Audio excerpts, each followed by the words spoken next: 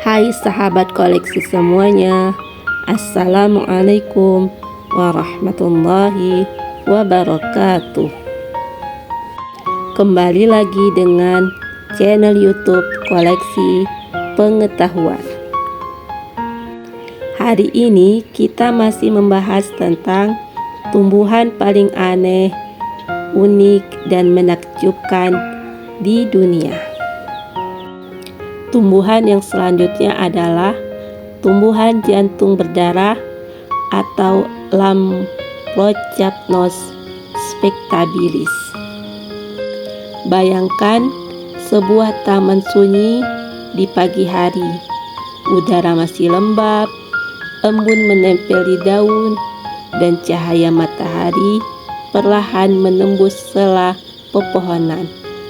Di sudut taman tampak sebuah bunga aneh, indah namun misterius. Bentuknya menyerupai hati manusia, tapi seolah sedang meneteskan darah. Itulah Lamprocapnos spectabilis, atau yang lebih dikenal dengan sebutan bleeding heart, bunga jantung berdarah. Bunga ini bukan sembarang bunga. Ia berasal dari Asia Timur, terutama Tiongkok, Jepang, dan Korea. Orang Barat menamainya bleeding heart karena kelopak bunganya berbentuk hati berwarna merah muda dengan tetesan putih di ujungnya yang tampak seperti darah yang menetes. Dalam bahasa Latin, nama ilmiahnya adalah Lamprocapnos spectabilis, yang berarti tampak indah seperti perhiasan. Namun sahabat, keindahan itu menyimpan aura mistis yang membentuk banyak orang percaya bunga ini bukan sekedar tumbuhan hias. Bunga jantung berdarah mekar menggantung di batang melengkung seperti untayan kalung. Setiap kuntum berbentuk hati berwarna merah muda atau putih dengan air mata kecil yang menetes dari bawah.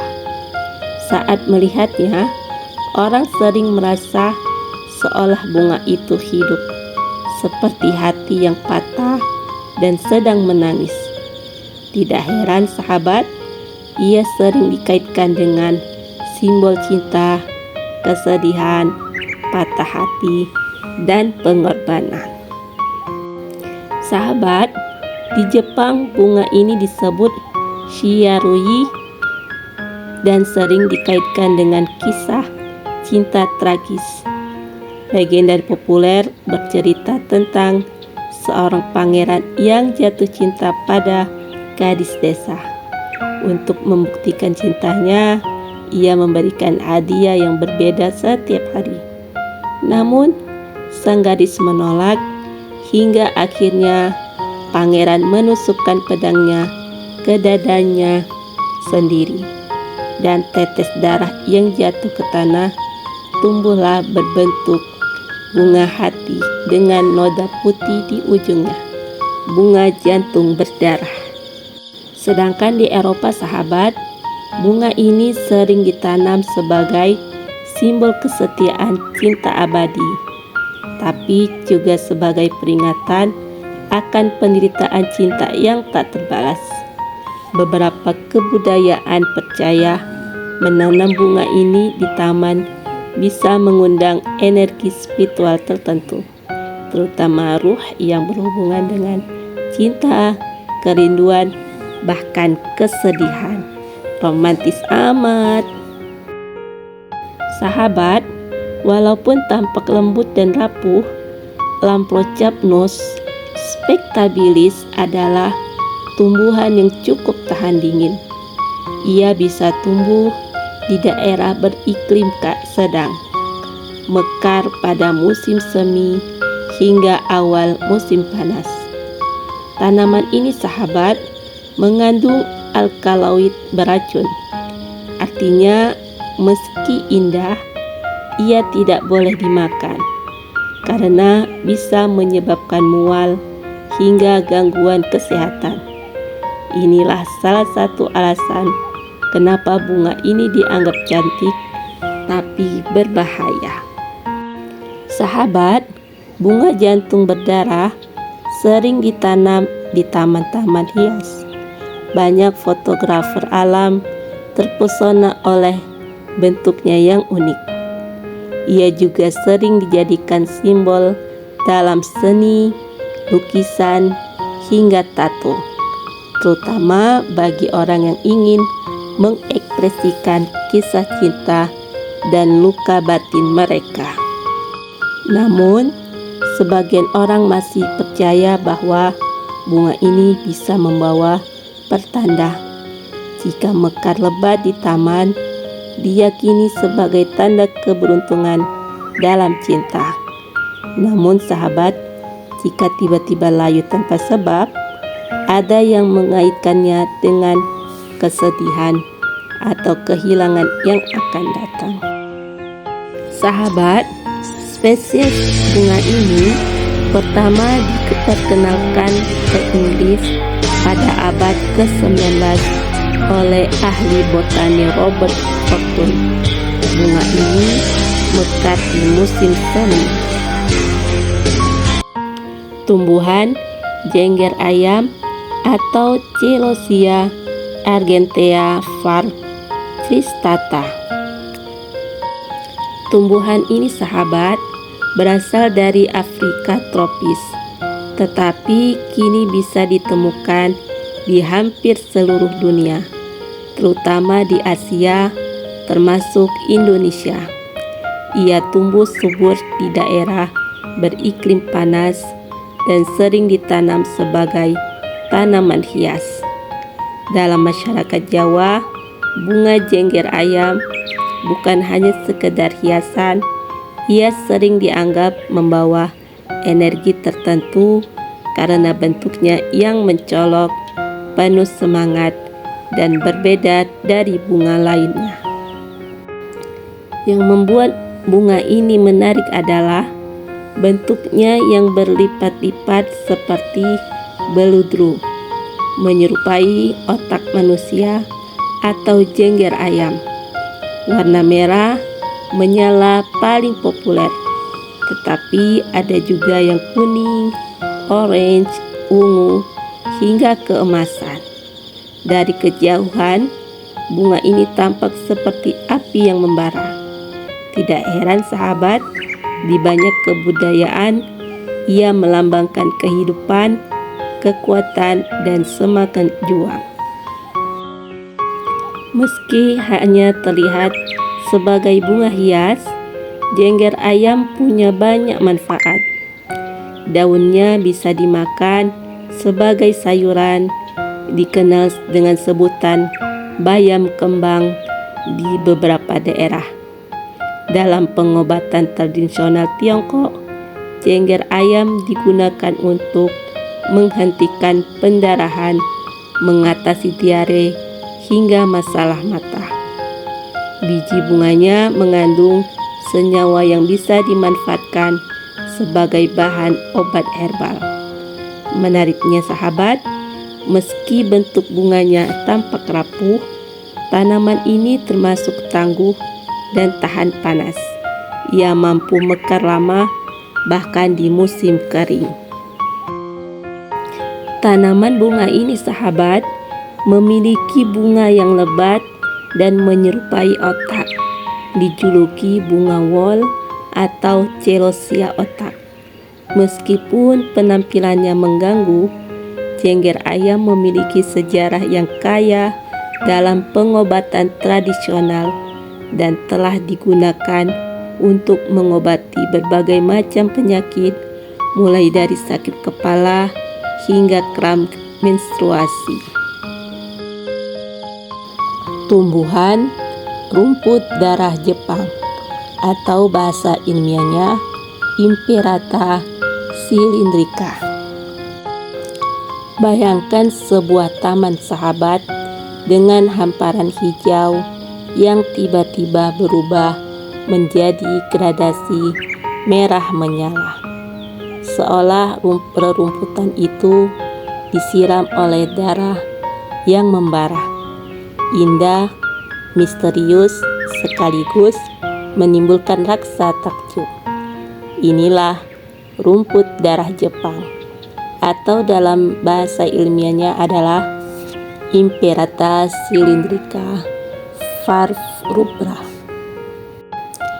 Meskipun hanya sejenis rumput, penampilannya sahabat membuat siapapun berhenti sejenak untuk memperhatikannya.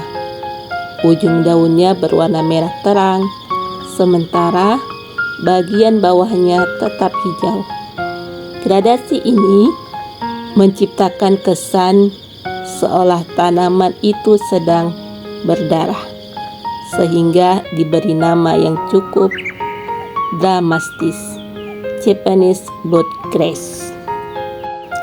Rumput darah Jepang merupakan varietas khusus dari Imperata cylindrica, sebuah spesies rumput liar yang sebenarnya tumbuh di banyak daerah tropis dan subtropis, termasuk Asia, Afrika, hingga Amerika. Namun, varietas rubra atau merah ini pertama kali populer di Jepang karena keindahan warnanya. Di habitat aslinya sahabat, Imperata cylindrica dikenal juga sebagai alang-alang rumput yang sering kita jumpai di lahan kosong atau di tepi jalan di Indonesia. Bedanya, alang-alang liar cenderung berwarna hijau polos, tumbuh liar, dan sering dianggap gulma. Sedangkan rumput darah Jepang adalah versi cantik dari keluarga yang sama. Jadi, siapa sangka tanaman yang di banyak tempat dianggap pengganggu bisa berubah menjadi tanaman hias yang sangat diminati ketika warna merahnya dimunculkan lewat pemuliaan. Daya tarik utama rumput darah Jepang adalah daunnya yang berubah warna seiring waktu. Saat awal tumbuh, daunnya cenderung hijau muda. Perlahan, bagian ujung mulai memerah. Seiring usia tanaman sahabat, warna merah ini semakin intens dan memenuhi sebagian besar daun. Di musim panas hingga awal gugur di Jepang, tanaman ini mencapai puncak keindahannya. Hamparan merah membara seperti karpet api. Efek visualnya luar biasa. Banyak orang yang menyebutnya sebagai api yang tumbuh dari tanah. Tidak heran sahabat, rumput darah Jepang kerap dipakai dalam desain taman minimalis, taman Jepang, hingga dijadikan penghias pot untuk balkon. Dalam budaya Jepang, tanaman ini bukan hanya sekedar hiasan. Warna merahnya sering dikaitkan dengan keberanian, semangat hidup, dan transisi musiman. Beberapa orang juga melihatnya sebagai simbol keindahan dalam perubahan, karena warnanya yang berubah seiring waktu. Di sisi lain sahabat, ada pula nuansa mistis. Warna merah darah sering diasosiasikan dengan energi, perlindungan, dan bahkan penghalau roh jahat. Karena itu, menanam rumput darah Jepang dianggap membawa nuansa kuat, dramatis, sekaligus menyeimbangkan harmoni dalam taman.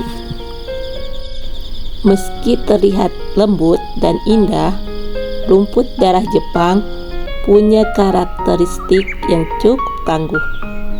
Tanaman ini tinggi tanaman biasanya hanya sekitar 30 sampai 60 cm.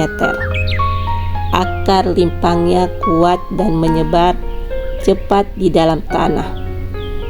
Ia tahan terhadap panas dan kering sehingga cocok ditanam di daerah tropis maupun subtropis.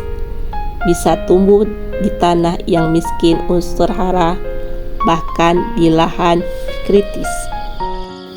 Namun sahabat, ketangguhan ini ada sisi negatifnya. Varian hijau dari Imperata cylindrica sering dianggap invasif dan merugikan petani. Untungnya sahabat, varietas merah atau rubra biasanya lebih jinak dan tidak terlalu cepat menguasai lahan. Selain sebagai tanaman hias, rumput darah Jepang mempunyai kegunaan lain. Kegunaan tersebut adalah pengendali erosi. Karena akarnya kuat, rumput ini mampu menahan tanah agar tidak mudah longsor. Pemanfaatan tradisional di beberapa daerah Asia, rumput Imperata cylindrica digunakan dalam pengobatan tradisional. Misalnya untuk meredakan panas dalam atau sebagai bahan ramuan herbal. Taman landscape modern. Di dunia arsitektur landscape, rumput darah Jepang adalah tanaman favorit karena bisa memberikan aksen warna yang kontras dengan tanaman hijau lainnya. Meskipun varian merah lebih jinak, ada hal menarik. Jika tidak hati-hati, rumput ini bisa berubah kembali ke bentuk liarnya yang hijau. Ya, mutasi balik bisa terjadi sahabat, dan ketika itu terjadi, sifat invasifnya muncul kembali. Bayangkan sahabat, tanaman hias yang awalnya cantik bisa tiba-tiba berubah menjadi rumput liar pengganggu yang sulit dibasmi. Inilah salah satu alasan kenapa beberapa negara membatasi penjualannya. Namun justru misteri ini menambah daya tariknya. Tanaman yang indah tapi menyimpan sisi liar di dalam dirinya. Dalam narasi mistis, warna merah pada tumbuhan sering dianggap energi hidup. Rumput darah Jepang pun sering dipandang sebagai tanaman yang membawa aura kuat.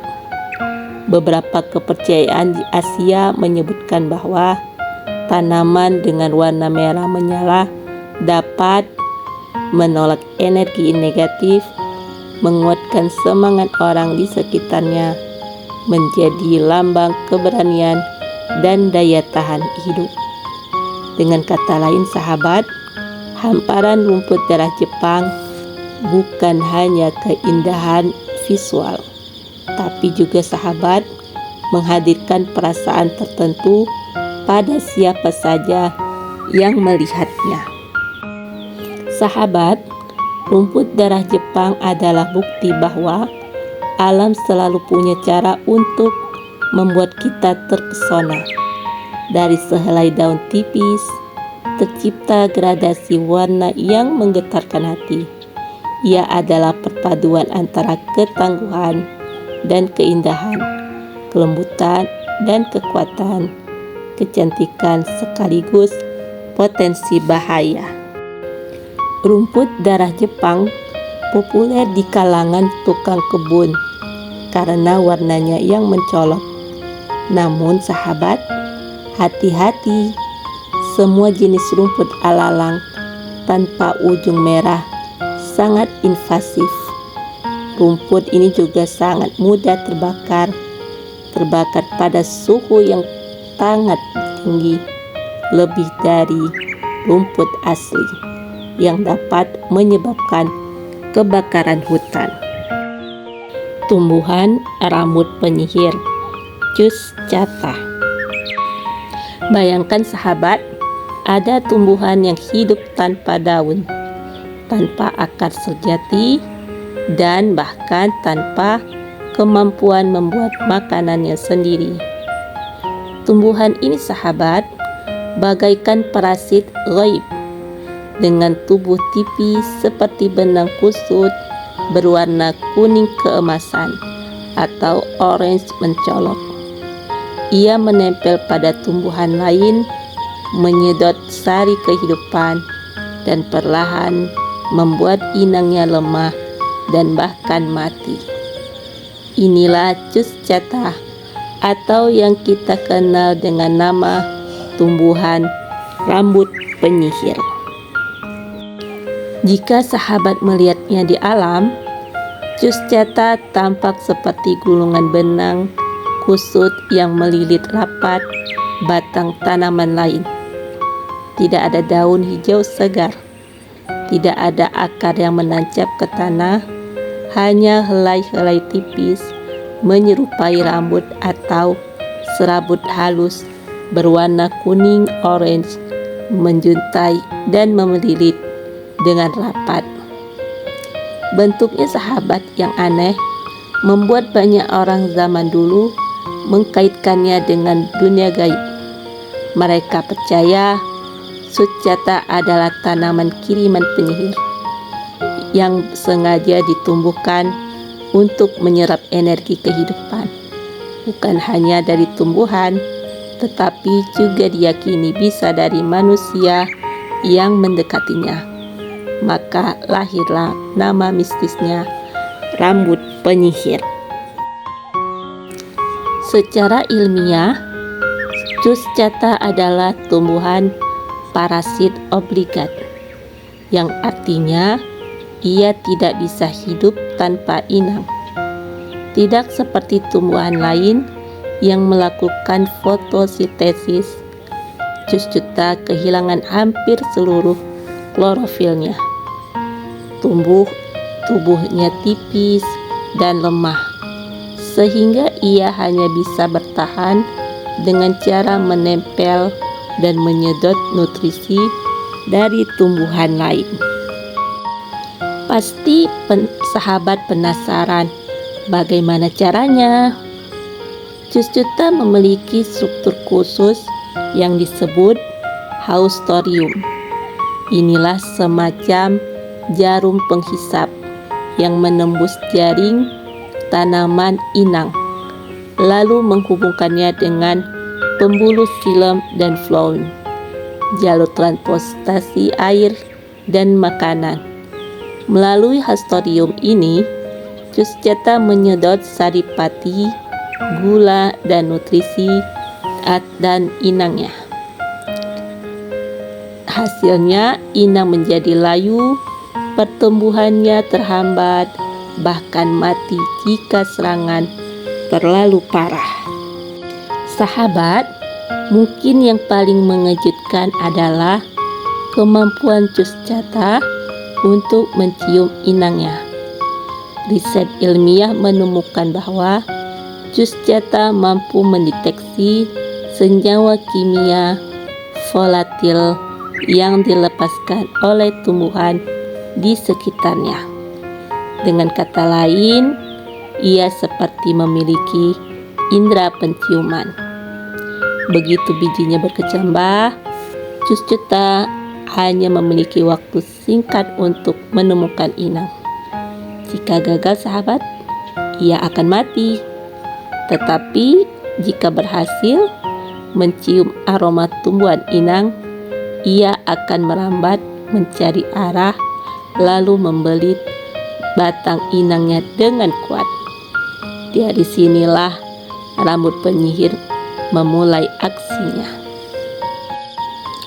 Kemampuan inilah sahabat membuatnya seolah-olah memiliki kecerdasan gaib. Bagaimana mungkin sehelai benang hidup bisa tahu kemana harus bergerak?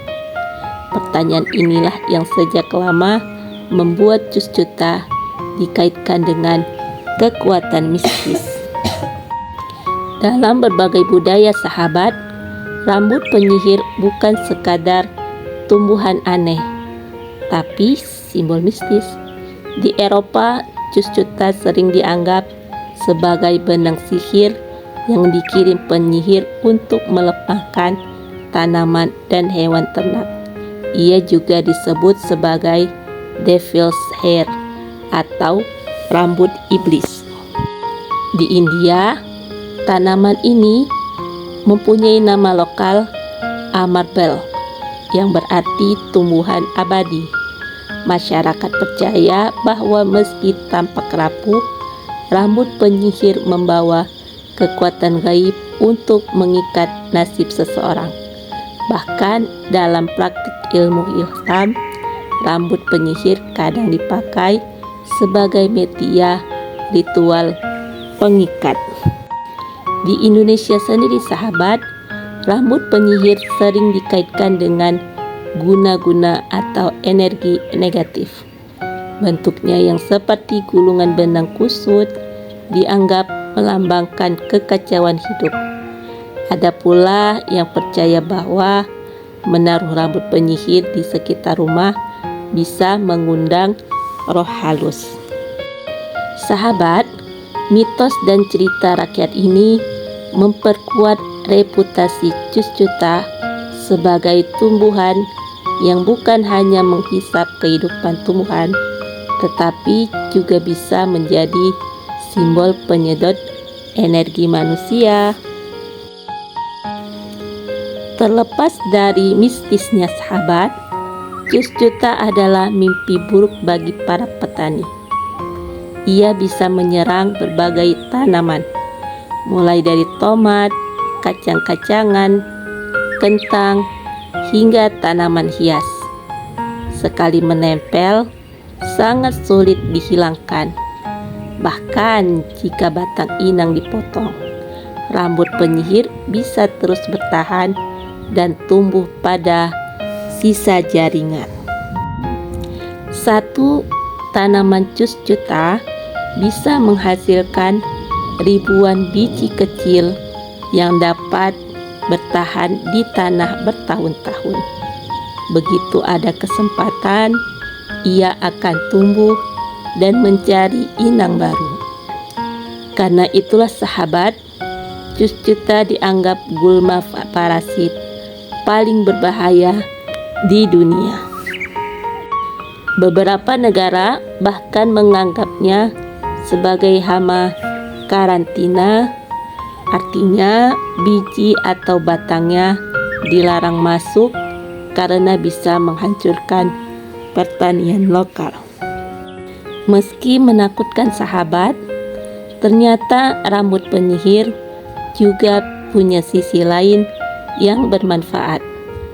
Dalam pengobatan tradisional Tiongkok, biji Cuscuta atau yang dikenal sebagai Tu Shizi digunakan sebagai ramuan untuk memperkuat ginjal, meningkatkan kesuburan, dan menjaga kesehatan mata. Di India, ekstrak Cuscuta digunakan untuk mengatasi penyakit hati, masalah kulit, hingga rematik.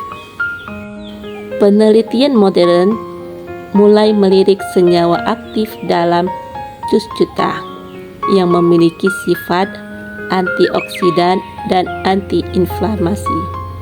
Jadi, di balik reputasinya sebagai parasit berbahaya, tumbuhan ini juga menyimpan potensi penyembuhan.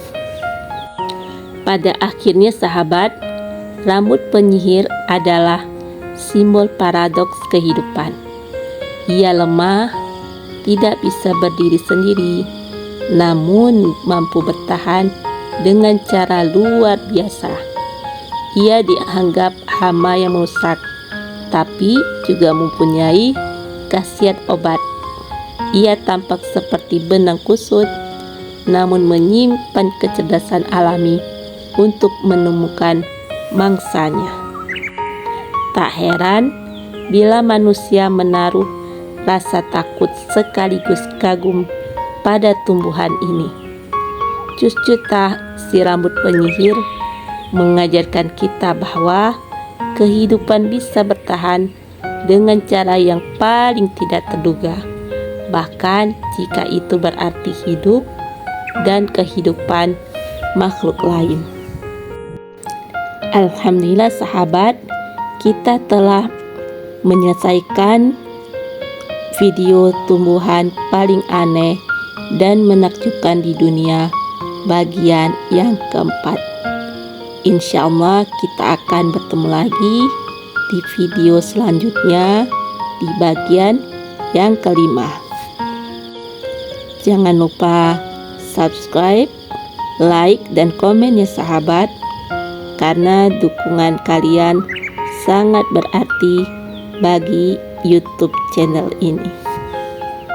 Assalamualaikum warahmatullahi wabarakatuh.